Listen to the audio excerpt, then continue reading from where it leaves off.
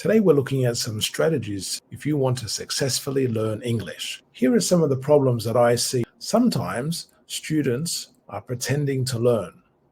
They feel like they're doing a lot of things, but really they're not having a great impact on them learning English. And the problem is there's no real target, there's no real goal. They don't have a real reason to learn English or to use English. And perhaps what they need to do is think about having a target, think about specific tasks that they want to do with English. Now, this is the question of using time and wasting time. It's important to have priorities. So, for example, when you're creating a vocabulary list, you always need to prioritize the words that you have on there or the expressions that you're trying to learn for ones that are going to get you closer to achieving your goal or your target with whatever you're trying to learn. Having that goal or target makes it clearer, makes it easier to prioritize. Sometimes we think we need a certain amount of time to practice English, but really, we can practice English if we've got 30 seconds or 1 minute or 30 minutes or 5 hours.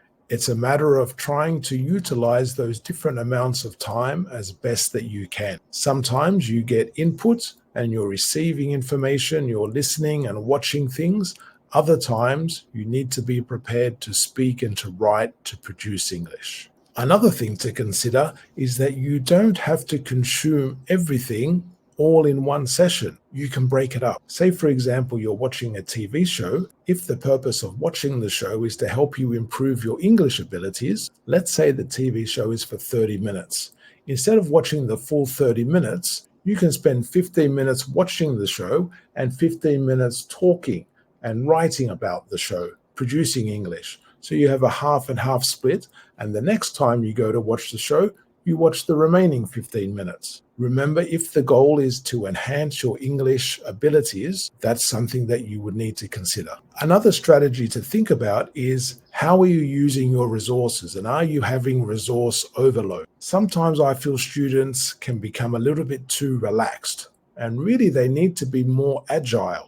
They need to be able to prepare and utilize things a little bit better. It's really, really tempting and nice and fun to receive things for free, to get a free PDF or a free PowerPoint or a free video or whatever it may be, but that's not always going to help you. It's good to use them as a guide and as an example, but you should be considering trying to produce your own. So if you watch a TV show or you read an article or a book or listen to a podcast, you should be thinking about preparing questions about that, preparing to speak or write, preparing a long and or short summary about whatever it is you listened to or read, preparing some discussion points, thinking about arguments for and against whatever the ideas are, presenting alternative ideas or endings or plots for whatever you watched or listened to.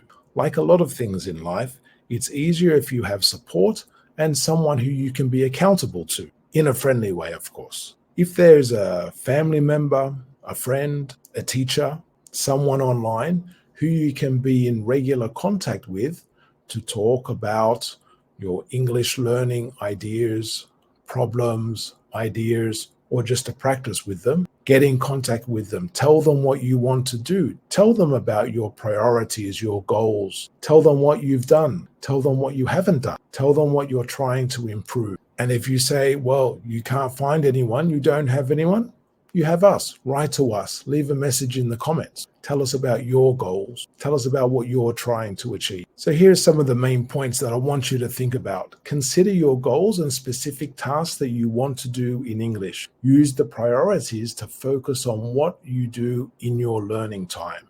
And use the time, even if it's only 1 minute or 30 minutes or 4 hours, breaking up the tasks into different manageable times. Preparing your own task is very beneficial, not to rely on PDFs, course books, and those sorts of things. Use them as a guide. Have someone who you can turn to for support and encouragement.